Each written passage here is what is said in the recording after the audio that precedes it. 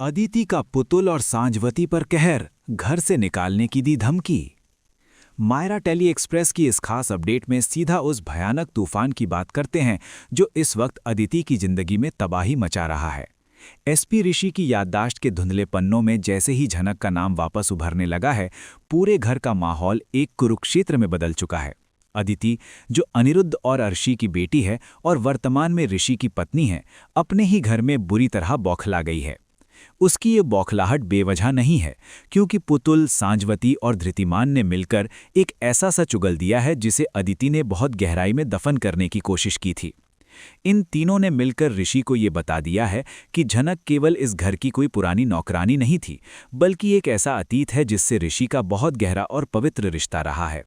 इन तीनों ने ऋषि के सामने उस खौफनाक रात का कच्चा चिट्ठा खोल दिया जब गुंडों ने ऋषि पर जानलेवा हमला किया था और झनक ने अपनी परवाह किए बिना अपनी जान जोखिम में डालकर उसे बचाया था।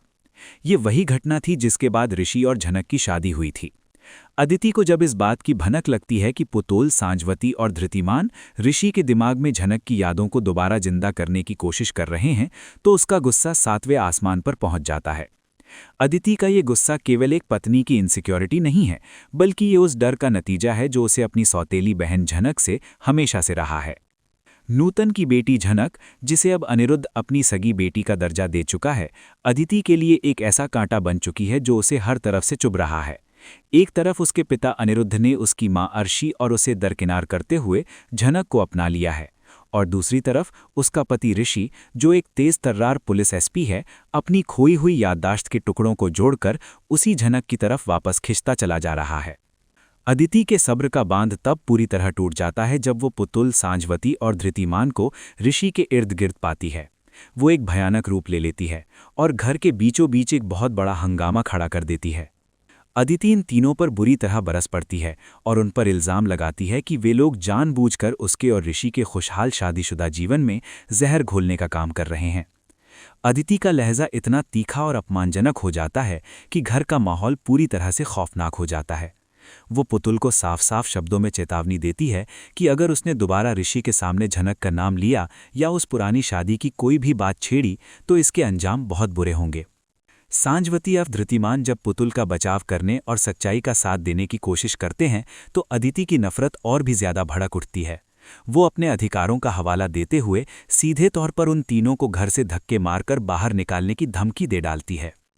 अदिति का ये सख्त रवैया इस बात का सबूत है कि वो अपनी शादी बचाने के लिए किसी भी हद तक जा सकती है। वो इस बात को अच्छी तरह जानती है कि ऋषि एक पुलिस अधिकारी है और उसकी तहकीकात करने की आदत कभी खत्म नहीं हो सकती। अगर पुतुल और सांजवती ने ऋषि को झनक के बारे में कोई पुख्ता सबूत दे दिया तो ऋषि खुद पुलिस स्टेशन जाकर पुरानी फाइलें खंगालना शुरू कर देगा और तब अदिति का सारा झूठ ताश के पत्तों की तरह ढह जाएगा। इसीलिए अदिति हर मुमकिन कोशिश कर रही है कि वो पुतुल, सांजवती और धृतिमान की आवाज़ को हमेशा के लिए दबा दे। अदिति का ये कहर केवल इन तीनों पर ही नहीं टूट रहा है, बल्कि ये पूरे घर की नींव को हिला रहा है। जहां एक तरफ अर्शी पहले ही अनिरुद्ध के फैसले से टूटकर घर छोड़ने की कगार पर खड़ी है और दूसरी तरफ ऋषि अपने ही दिमाग के अंदर एक बहुत बड़ी जंग लड़ रहा है। ये टकराव अब केवल बातों तक सीमित नहीं रहने वाला है, क्योंकि अदिति ने अपनी हदें पार करनी शुरू कर दी हैं और उसका ये खौफनाक रूप आने वाले सबसे बड़े तूफान का सिर्फ एक छोटा सा इशारा है। अदिति की इस चीख पुकार और धमकियों का असर बिल्कुल वैसा नहीं हो रहा है जैसा उसने उम्मीद की थी, बल्कि इसके विपरीत ये सारा हंगामा एसपी ऋषि के शक को और भी ज्यादा गहरा कर रहा है। ऋषि, जो पेशे से एक पुलिस अधिकारी है, अपराधियों की मानसिकता और झूठ पकड़ने में बहुत माहिर है। जब वो अपनी ही पत्नी अदिति को पुतुल, सांजवती और धृतिमान पर इस कदर बौखलाते और अपनी हदें पार करते हुए पाता है तो उसका पुलिसिया दिमाग तुरंत ये भांप लेता है कि दाल में कुछ तो काला है। एक मामूली नौकरानी के नाम पर कोई अपनी ही घर की बुजुर्गों को बाहर निकालने की धमकी क्यों देगा, ये सवाल ऋषि को अंदर ही अंदर परेशान कर रहा है। ऋषि के दिमाग में धुंधली यादों के वो पन्ने अब और भी तेजी से फड़फड़ाने लगे हैं। उसे वो खौफनाक रात, गुंडों का वो जानलेवा हमला और एक लड़की का अपनी जान पर खेल कर उसे बचाना, ये सारे दृश्य किसी टूटी हुई फिल्म की रील की तरह बार बार दिखाई दे रहे हैं। पुतुल ने जो सच बयान किया था वो अब ऋषि के अवचेतन मन में जोर जोर से गूंज रहा है। उसे समझ में आने लगा है कि झनक के साथ उसका रिश्ता केवल एक मालिक और नौकरानी का हरगिज नहीं हो सकता। जिस पवित्र रिश्ते और शादी की बात सांजवती और धृतिमान कर रहे हैं वो कहीं न कहीं सच्चाई के बहुत करीब है। अदिति की भारी घबराहट और उसका आक्रामक रवैया ऋषि को इस बात का पुख्ता संकेत दे रहा है कि उससे उसके अतीत का एक बहुत बड़ा हिस्सा जानबूझकर और बहुत ही चालाकी से छिपाया जा रहा है। इसी घर के दूसरे हिस्से में एक और बहुत बड़ा तूफान अपनी चरम सीमा पर पहुंच चुका है, जिसका सीधा असर अर्शी और अनिरुद्ध की जिंदगी पर पड़ रहा है। मायरा टेली एक्सप्रेस की इस कहानी में ये जानना बेहद ज़रूरी है कि एक तरफ बेटी अदिति अपने पति को झनक की यादों से दूर खींचने की नाकाम कोशिश कर रही है, वहीं दूसरी तरफ उसकी मां अर्शी का पूरा संसार ताश के पत्तों की तरह उजड़ रहा है। अर्शी, जो अनिरुद्ध पर अपना पूरा एकाधिकार मानती थी, अब पूरी तरह से टूट चुकी है। अनिरुद्ध ने एक बहुत बड़ा और कड़ा फैसला ले लिया है, जिसने पूरे घर की नींव हिला दी है। उसने साफ कर दिया है कि आज तक उसने केवल अर्शी और अपनी बेटी अदिति को अपनाया और उनका हर कदम पर साथ दिया, लेकिन अब वो अपनी दूसरी बेटी नूतन की बेटी झनक को उसका जायज़ हक और एक पिता का प्यार देना चाहता है। अनिरुद्ध का ये फैसला अर्शी के लिए किसी भयानक सदमे से कम नहीं है। वो अपना सारा आपा खो बैठती है और घर छोड़कर जाने का फैसला करती है। बोड़ो माँ और उनके पति अर्शी को इस तरह घर से जाने से रोकने की अपनी पूरी ताकत लगा देते हैं। वे उसे ये समझाना चाहते हैं कि गुस्से में लिया गया फैसला रिश्ते को हमेशा के लिए खत्म कर सकता है। लेकिन अर्शी का गुस्सा इतना भयंकर रूप ले चुका है कि वो बोड़ो माँ और उनके पति पर ही बुरी तरह चिल्ला पड़ती है। वो उन पर बहुत बड़ा इल्ज़ाम लगाती हैं कि वे सब अंदर ही अंदर एक दूसरे से मिले हुए हैं और जानबूझकर झनक को इस घर में अर्शी और अदिति से ज़्यादा अहमियत दे रहे हैं। अर्शी की इन चीखों और आंसुओं का अनिरुद्ध पर अब कोई भी असर नहीं हो रहा है।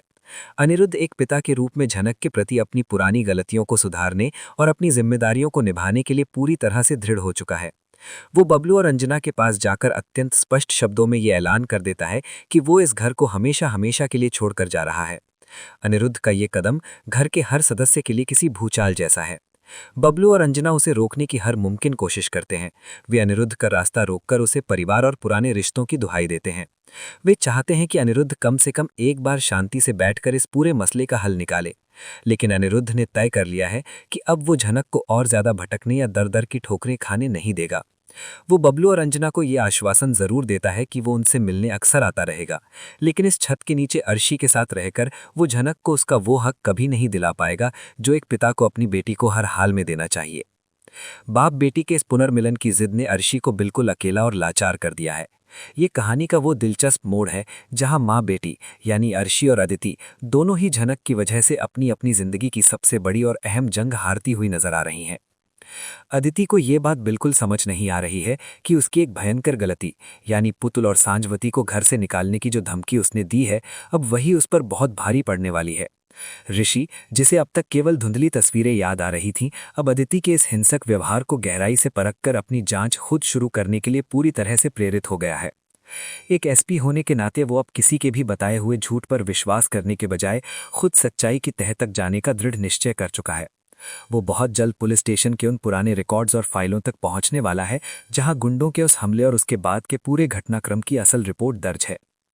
अदिति ने अपनी तरफ से सच्चाई को हमेशा के लिए दफन करने के लिए पुतुल और सांजवती पर अपना पूरा कहर तो बरसा दिया, लेकिन वो इस बात से बिल्कुल अनजान है कि सच्चाई की गूंज को जितनी जोर से दबाने की कोशिश की जाती है, वो उतनी ही तेजी से बाहर आती है।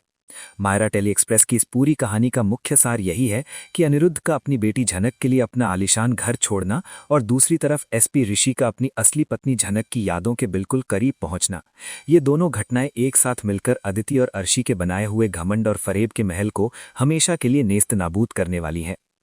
अब बस उस पल का बेसब्री से इंतजार है जब ऋषि के सामने पूरी तरह से ये साफ हो जाएगा कि जिस झनक से अदिति इतनी नफरत करती है, असल में वही उसकी जान बचाने वाली उसकी पहली पत्नी है।